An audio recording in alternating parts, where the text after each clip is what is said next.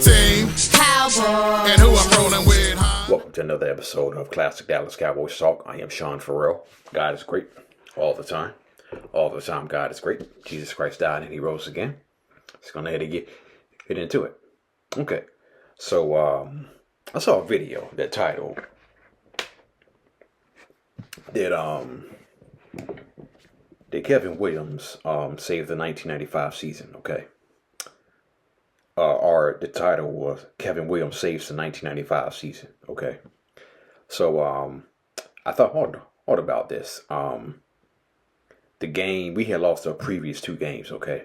I know we lost at home to Washington. Okay. According to Darren Woodson, there was a fight that took place at halftime between Larry Brown and Charles Haley. Darren Woodson said nothing got accomplished at halftime, and the Redskins continued to stomp us. Okay. Then we lose to 4th and 1 in Philly. Okay. So then we come back in at home and we play a bad New York Giants team. Okay. And we are really struggling that game. We are really struggling that game. And I would say, and I saw a video that was titled Kevin Williams saves the 1995 season. I would think he played a large part in it. I think he played a large part in it because he made a catch that put us in field goal range to kick the game-winning field goal. Okay, so Kevin Williams played a big part in it, but I think Chris Boniol deserves a lot of that credit too because we couldn't get no offense going that game, right? We could not get nothing going that game, and Chris Boniol really came to our rescue that game. That's all we could muster was field goals that game. So Chris Boniol. So I would say Chris Boniol and Kevin Williams saved the 1995 season. Okay. Kevin Williams made the crucial catch that put the Cowboys in field goal range to allow Chris Boniol to kick the game-winning field goal, and maybe the Cowboys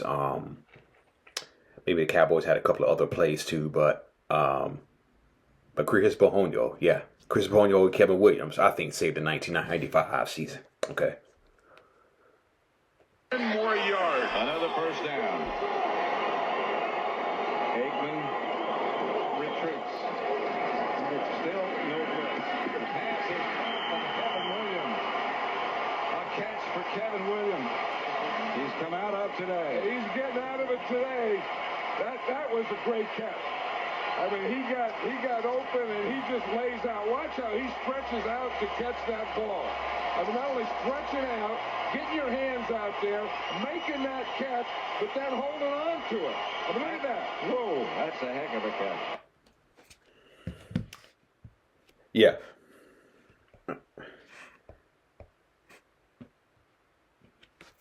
Yeah, so Kevin Williams made the catch that put the Cowboys in field goal range for Chris Boniol to kick the game-winning field goal. And so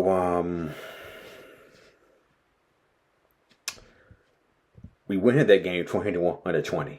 Okay. We win that game 21-20. But we're still like a couple of games behind. We ought to just lie. But we're still like a couple of games, like a game behind San Francisco and like a game behind Philly or something like that. And so we played the Arizona Cardinals final week of the season, final game of the season, okay? And the Cowboys got on a plane, okay? And according to Rich Dalrymple, one team got on that plane and another team got off. Word of the 49ers lost. Okay, they lost to the Atlanta Falcons, who were a terrible team, their own selves.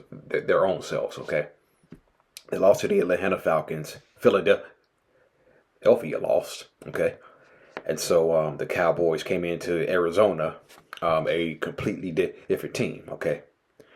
And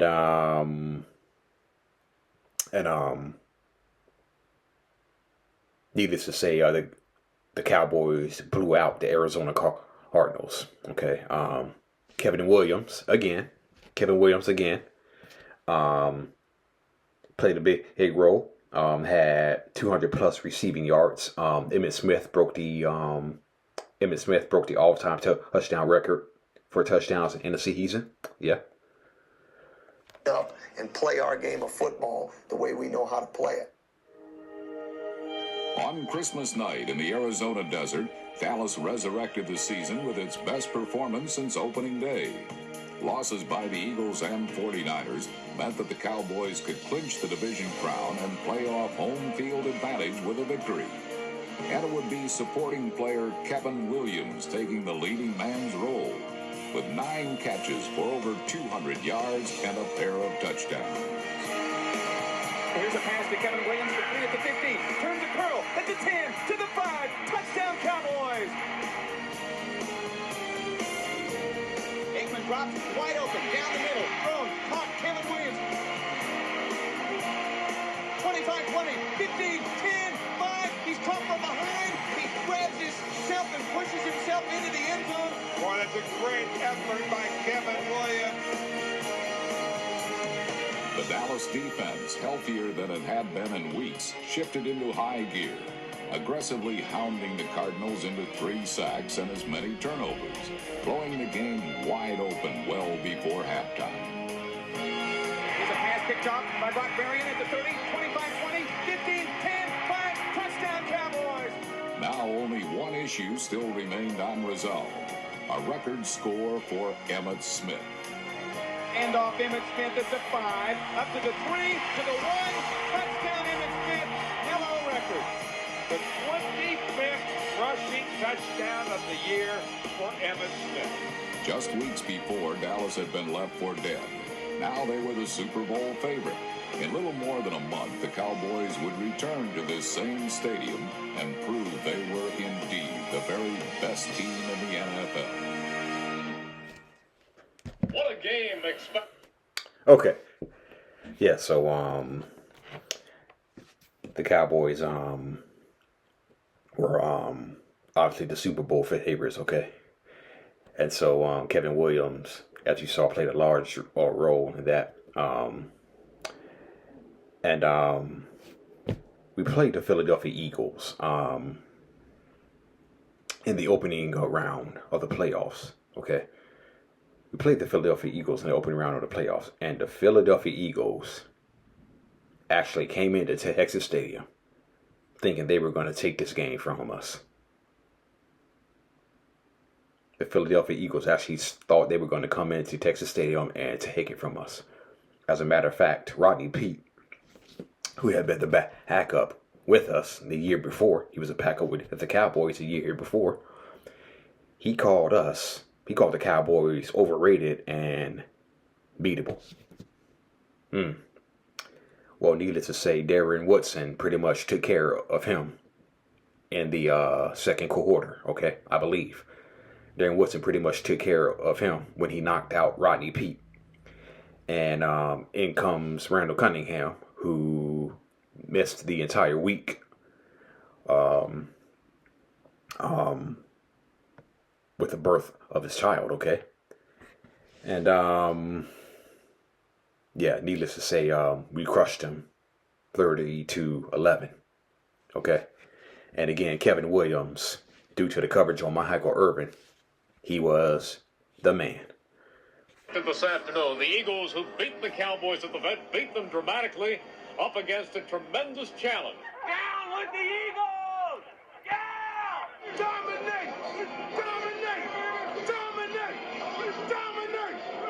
Let's go now! If they howl, we're going to take it away from them! We're going to bring them down! We're going to bring them down! Bring them down on 3! 1, 2, 3!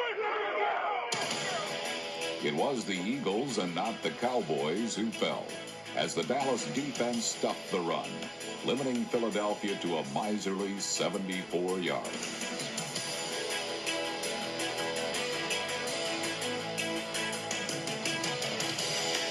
Once the legs were chopped off, the body was sure to follow. The Cowboys sent quarterback Rodney Peete packing from the pocket, where he became an inviting target. With one jarring open field hit, safety Darren Woodson knocked Peete out of the game, all but classifying the Eagle offense DOA. Using number 54, Kurt Covea, the Eagles tried to blitz Troy Aikman, who coolly avoided the rush.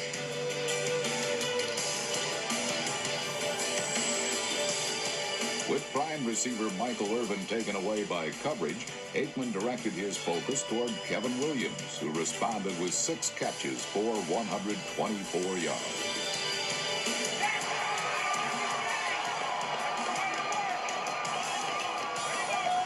The Cowboys' ultimate but not so secret weapon was launched early in the second quarter. Here's a reverse to Deion Sanders. Cuts upfield at the 25. Now reverses direction. Finds a blocker at the 20. To the right. To the 10. To the 5. Touchdown, Deion Sanders. Sanders sparked. Yeah. That was pretty much the game when Deion scored that touchdown. But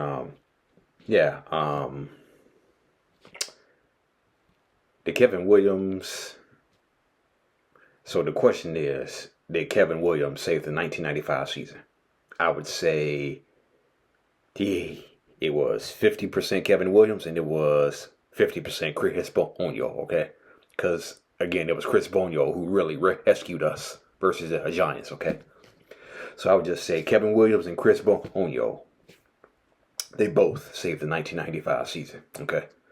All right, give me 1 second. My computer is actually on a low battery, so I got to get my charger real quick. So we're going to have to pause for a second. Okay. Those issues, my computer is once again charged again. Okay, so they just had to take care of that. Had a small issue. Once and for all. Okay. Up in the air, and it was just like, wow. Darren Woodson maintained the Cowboy tradition of great safeties who possessed game-changing abilities. Darren Woodson on a big-time interception return of 37 yards. Let's go now! We're going to take it away from them! We're going to bring them down! We're going to bring them down! I think we became more focused going in to that playoff run. Now, were we the same team? Were we as dominant as a team and as athletic and as talented? No, we weren't, but we were a team that was focused on winning that game. The 4th-and-1 fiasco in Philly seemed ancient history when Darren Woodson knocked quarterback Rodney Peete out of the game. We ran out of the pocket, trying to get the first down, and I just tried to brace myself, and he didn't see me. At the time, I was just trying to destroy him.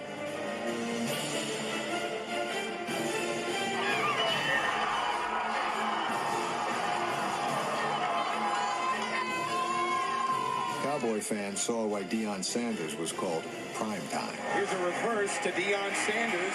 Cuts upfield at the 25. Now reverses direction. Finds a blocker at the 20. To the right. To the 10. To the 5. Touchdown, Deion Sanders.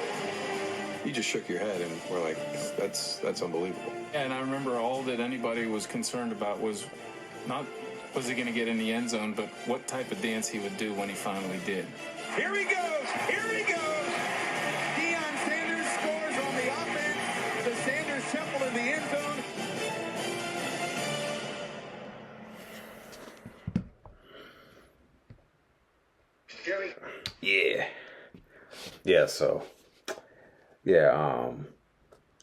I thought it was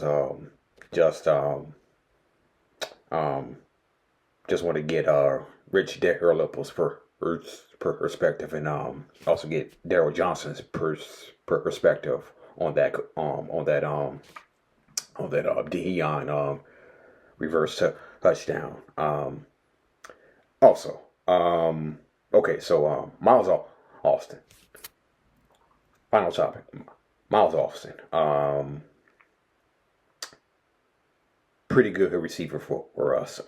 Really didn't play in 2006, 2007, 2008, 2009, midway through 2009, Miles Austin wasn't a household name yet.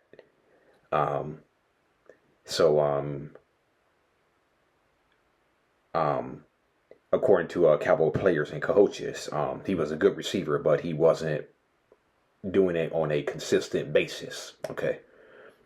So, didn't see much action in 2006, 2007, 2008.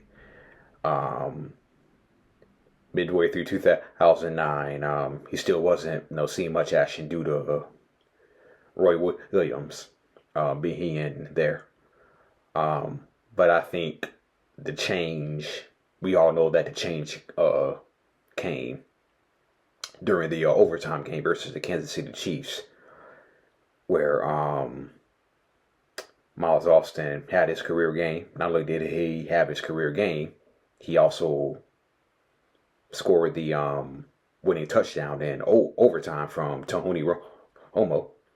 And that was pretty much the end of Roy Williams and the start of Miles Austin, who made back-to-back Pro Bowls for us.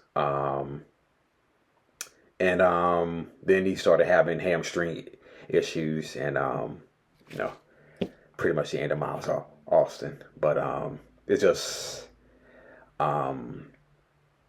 unfortunate that he had so many hamstring issues. Okay, I think he and Dez Bryant, if they could have stayed, if Miles Austin would have been able to stay healthy, he and Dez Bryant, oh man, they only played 1 year together, 1 full year together.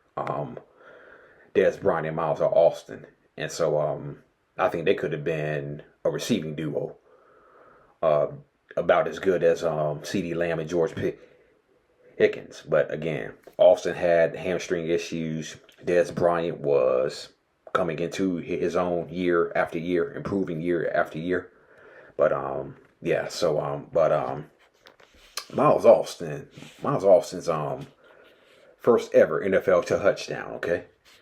Hold on.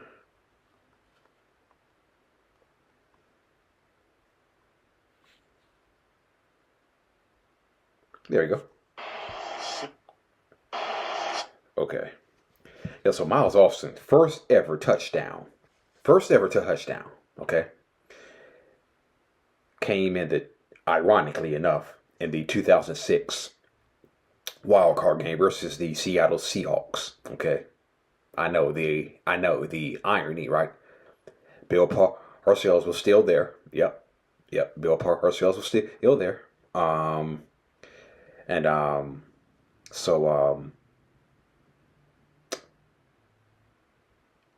2006 Wild Card, playing the Seahawks. Miles Austin, who did not wear number 19, okay, who did not wear number 19. He wore number 14 in his first season in 2006 with the Dallas Cowboys, okay.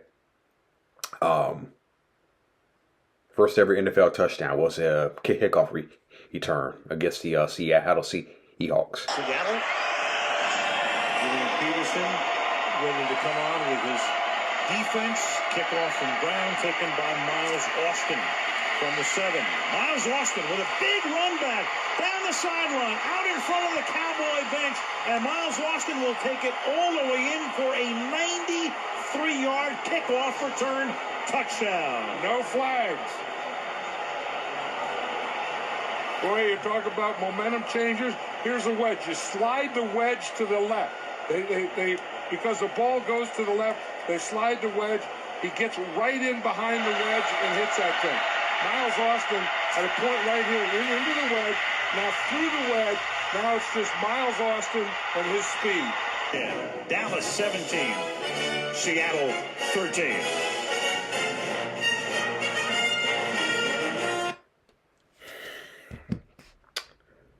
Man.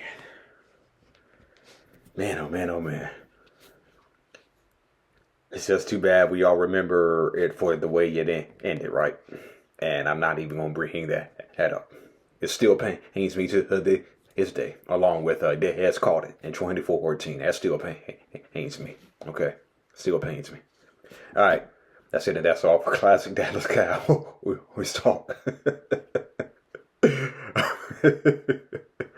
I'm for real. I'm out of here, y'all. Peace.